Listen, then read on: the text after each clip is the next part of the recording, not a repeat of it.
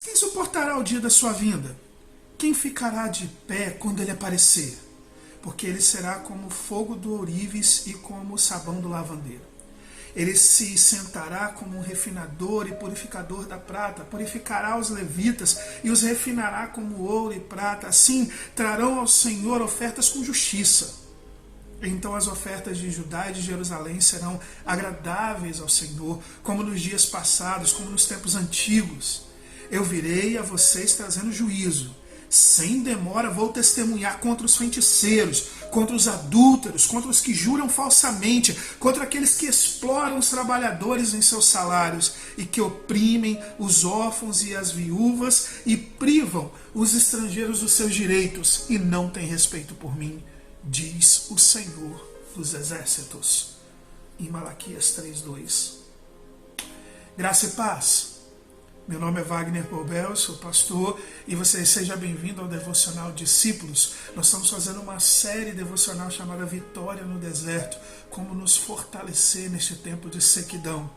Mas olha, o texto que a gente começou a ler já mostra que hoje, ao contrário do que a gente fez há alguns dias, nós vamos conversar um pouquinho diferente. Por quê?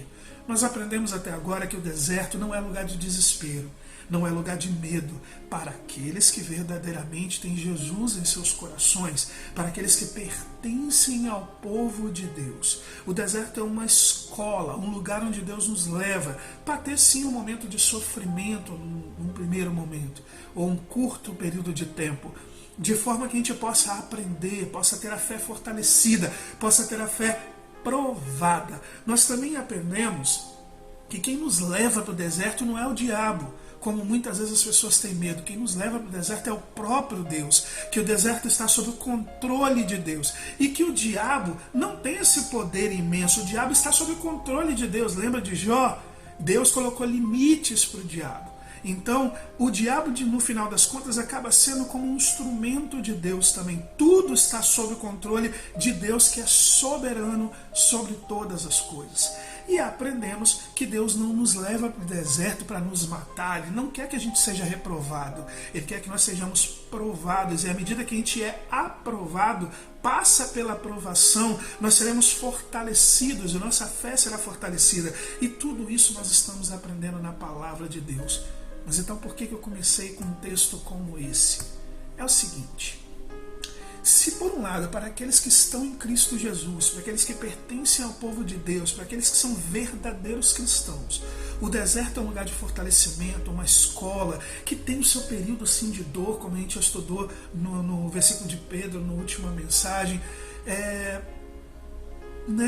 Por um lado é isso, mas por outro, para quem não conhece realmente Jesus, ou para quem está no meio da igreja, mas não pertence a Jesus, é o joio no meio do trigo, os enganadores, os lobos em pele de ovelhas. Bom, para essas pessoas, o deserto, na verdade, é um lugar de julgamento. Por isso Deus às vezes coloca o seu povo como um todo no deserto. Para quê? Para poder provar todos os corações e para poder julgar aqueles que são ímpios e mostrar quem são e tirá-los do meio do seu povo. É a forma como Deus faz. A Bíblia nos diz que quando Deus testou o seu povo, provou Israel, 1 Coríntios 10 diz: contudo não se agradou da maioria deles, por isso seus corpos ficaram espalhados pelo deserto.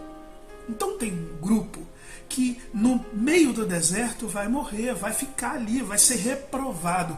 Quem são esses? São os ímpios, os lobos em peles de ovelhas.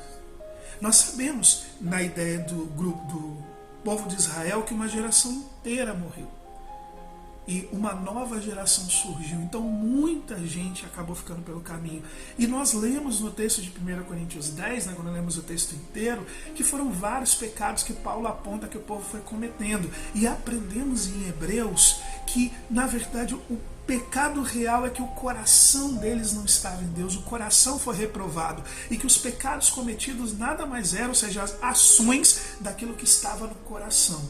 Essa foi a reprovação. Agora Malaquias usa uma outra terminologia. Ele está no Antigo Testamento, a terminologia é diferente do Novo Testamento. Então Malaquias diz que Deus vai vir para provar como fogo refinador, como o sabão do lavandeiro. Tudo isso ele está falando de purificar, de tirar do meio do povo aqueles que não pertencem a Deus, de testar os corações. E essa é a linguagem que ele usa. E por quê? Porque o fogo, como nós aprendemos, é usado para purificar o ouro. Mas se for ouro de tolo, ou seja, ouro falso, vai ser consumido pelo fogo. Então, você que verdadeiramente é um cristão, você que já recebeu Jesus no seu coração, que entregou sua vida totalmente a Cristo, para você não precisa de desespero no deserto. Não precisa de medo no deserto. Você precisa ter esperança e confiar em Deus, permanecer com a fé firme, que passará pelo deserto, será aprovado, sua fé será fortalecida. Mas para aqueles que não têm Jesus, que não têm certeza de ter entregue a vida a Cristo, de pertencer a Cristo, bom, a situação é diferente. Para quem tem Jesus, o texto de Romanos, capítulo 8, verso 28, funciona. Sabemos que todas as coisas contribuem para o bem daqueles que amam ao Senhor, que são chamados segundo o seu propósito. O texto é escrito levando em consideração aqueles que são chamados segundo o propósito de Deus, ou seja, aqueles que verdadeiramente pertencem a Jesus. Mas para quem não é bonito falar o texto, mas na verdade o deserto será um momento muito difícil, de ampla provação de vida. Jesus nos fala isso através de uma parábola. Eu vou ler só o início da parábola.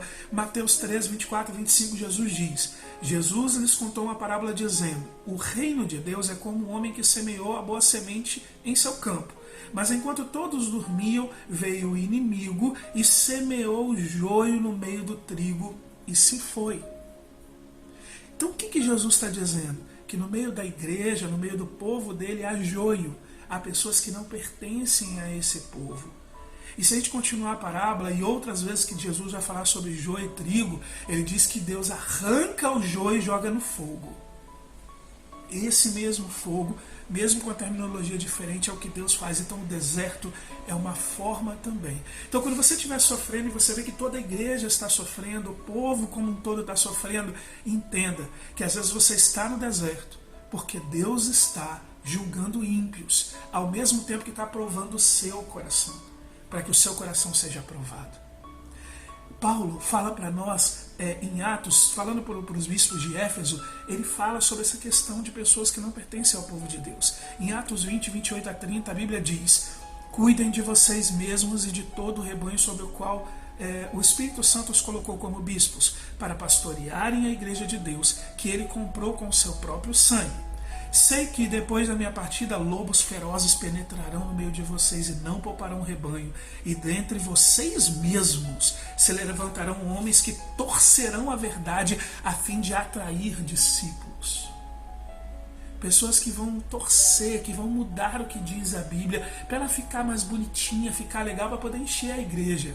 Lobos em peles de ovelhas. E Deus manda o deserto.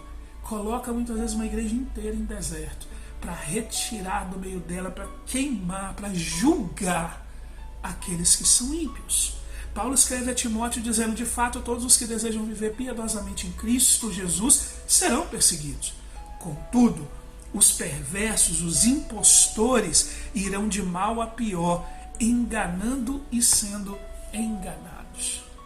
Então, para a gente poder ir para o final do devocional de hoje, eu quero que você se lembre e grave isso. Primeiro, o deserto é um lugar onde Deus prova o coração do justo, que por um pouco de tempo vai sofrer, mas que Deus quer que você seja aprovado e que a sua fé se fortaleça. A cada novo deserto é como uma escola que a gente aprende coisas novas e somos fortalecidos em Deus. Segundo, Deus é soberano e domina tudo. Então, o deserto é o lugar que Deus controla, é Deus que nos leva como levou Cristo Jesus, é Deus que está conosco e nos ajuda a vencer esse deserto. Esquece, Satanás ele vai ser usado ali, ele vai tentar a sua vida como tentou a Jesus, mas não é Satanás que domina o deserto, Deus continua soberano e Deus está com você. Mas a terceira coisa que nós aprendemos, e agora em relação a este texto, é algo muito importante. Deus também provará o ímpio e usará o deserto para julgar o ímpio, para mostrar que o coração do ímpio é reprovável.